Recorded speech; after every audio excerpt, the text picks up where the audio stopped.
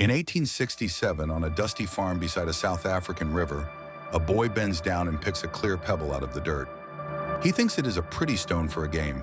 It is a diamond. In just over 30 years, one company will control 90% of every diamond the planet produces. And it will do something stranger still. It will convince almost everyone alive that a common rock, the kind a child can find in the ground, is the rarest, most precious thing on Earth. This is the story of the greatest lie ever sold. Was it the most brilliant business of the last 2 centuries, or the most successful con? Stay to the end, then you decide. The pebble was real. They called it the Eureka, 21 carats of rough diamond. A local official tested it against a pane of glass, watched it cut a clean line, and said, "I believe it to be a diamond." 2 years later came a bigger one. A farmer traded 500 sheep, 10 oxen, and a horse for an 83-carat stone. It sold on for 11,200 pounds. That was the spark. By 1871, word had crossed the world.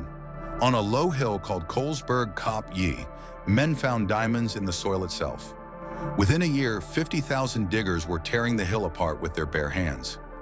They dug the largest handmade hole on Earth, 460 meters across, 240 meters deep. Over 20 million tons of rock lifted out one bucket at a time. The hill sat on a farm owned by 2 brothers named De Beer. Overwhelmed by the chaos, they sold their land for 6,600 pounds and walked away. Their name would end up on the most powerful monopoly in history. They would not see a penny of it. Within a decade, this single patch of ground was producing 95% of the world's diamonds. The diggers had made the fortune. The man who would take it had not even arrived yet. His name was Cecil Rhodes. He arrived from England at 16, sick and ambitious. And he understood something the diggers did not. He did not get rich digging. When the mines flooded, he won the contract to pump them dry, then used the profit to buy up the diggers' claims, one by one, as they went broke. In 1888, backed by the Rothschild Bank, Rhodes merged the mines into a single company. He called it De Beers Consolidated Mines. The brothers were long gone. The name stayed. To swallow his last great rival, Rhodes wrote a check for over 5 million pounds. At the time, it was said to be the largest check ever written by anyone, for anything. By the time Rhodes died in 1902, at just 48, De Beers controlled 90% of the diamonds produced on Earth. But Rhodes had already named his single greatest fear to his shareholders: not war, not theft, the sudden discovery of a new mine. Because his whole empire rested on one fragile trick: keeping diamonds scarce. A German immigrant was about to perfect that trick and say the quiet part out loud. The man was Ernest Oppenheimer, a diamond trader who would one day control the whole cartel. And early on, he put the entire secret of the business into a single sentence. The only way to increase the value of diamonds, he said, is to make them scarce, to reduce production. Diamonds were not valuable because they were rare. They were rare because De Beers chose to make them rare.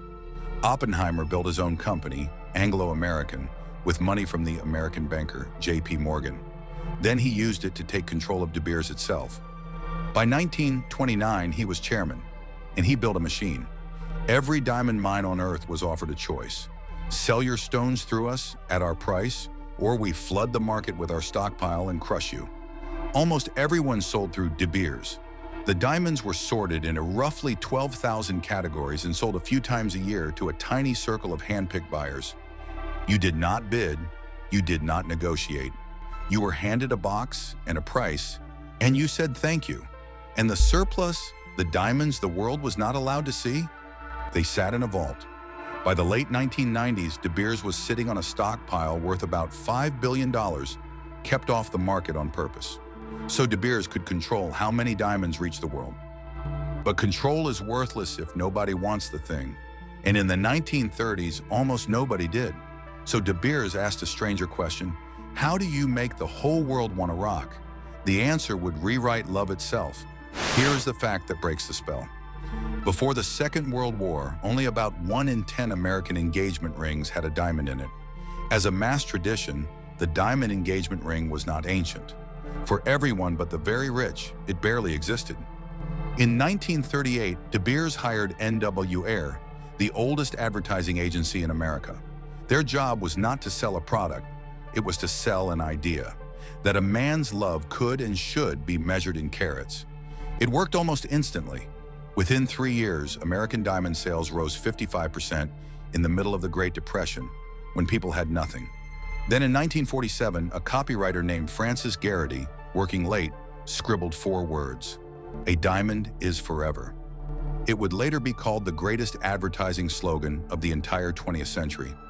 And it was genius for a hidden reason. If a diamond is forever, you never sell it. And if no one ever resells their diamond, a second-hand market never forms. A market that would reveal what these stones are actually worth. The campaign sold a feeling as a rule. How much should a ring cost? They invented the answer. 1 month's salary, then 2. American diamond sales climbed from $23 million to over $2 billion. Then they did it again, in a country with no tradition of diamond rings at all. When the campaign reached Japan in 1967, fewer than 5% of brides wore a diamond. 14 years later, 60% did. An entire culture rewritten by advertising. The world now believed 3 things: that diamonds were rare, that they were eternal, that they were priceless. The next chapter would prove all 3 were a lie. And this time, it was written in blood. The shine had always had a shadow. From the earliest days, the black miners who dug these stones were locked into closed compounds, searched, controlled, and paid almost nothing. By 1973, Anglo-American and De Beers together accounted for 1/10 of South Africa's entire economy, and nearly 1/3 of everything it sold abroad. The diamond was not just a jewel, it was a state. But the darkest chapter came from the diamonds themselves. In the 1990s in Sierra Leone, rebels seized the diamond fields to fund a civil war. United Nations investigators estimated they earned between $25 and $125 million a year in diamonds, and they became infamous for the atrocities they committed against the very people who mined them. Estimates of the war's dead run as high as 70,000. These were blood diamonds. And here is the part of the story De Beers rarely tells.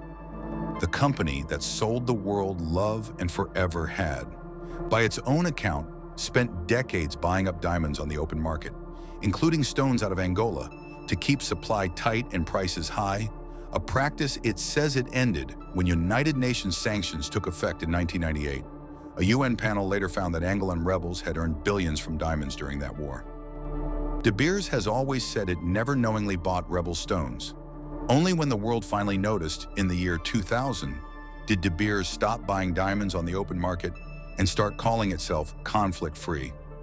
An international system was set up to certify clean diamonds. Campaigners called it full of holes and walked away from it.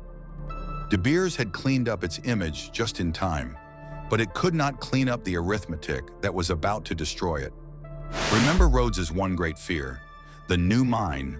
It came again and again. Australia, Russia, Canada. Each one could sell its own diamonds outside the channel. By the year 2000, De Beers' control of the world's diamond trade had fallen from a peak of around 90% to 63%. Then the law caught up. In 2004, De Beers pleaded guilty in the United States to fixing the price of industrial diamonds and paid a $10 million criminal fine. In a separate civil case, it later agreed to pay around $295 million to settle claims from buyers who said they had been overcharged for years. But the real killer was not a court. It was a machine. In a laboratory, you can now grow a diamond in a few weeks. Same carbon, same crystal, same fire. Atom for atom identical, and no expert eye can tell the difference. And it is cheap. Wholesale prices for lab-grown diamonds have collapsed, down more than 90% since 2020, close to the cost of simply making them. By 2025, lab-grown stones were roughly 6 in 10 of every engagement ring sold in America. De Beers tried to fight back. It launched its own lab-grown brand, Lightbox, selling the stones cheap at a flat, fixed price. Positioned as a separate, lower thing from a real diamond, a move widely read as an attempt to devalue the whole lab-grown market. It poured money in, then shut the brand down in 2025. The meter that began at 95% has fallen to roughly 1/3, and De Beers' own value has collapsed from more than $9 billion in 2023 to just over $2 billion. A company once worth its weight in diamonds is now being sold off. Its owner wants out. The scarcity was invented. The everyday tradition was an advert from 1938. The price was a decision made in a vault. So look again at the stone on your hand, or the one you are saving for. It is beautiful. It is also a clear pebble from the dirt that one company taught the whole world to call priceless. The greatest lie ever sold? Or the greatest piece of business in history? Type lie or legend? Then look at that stone again.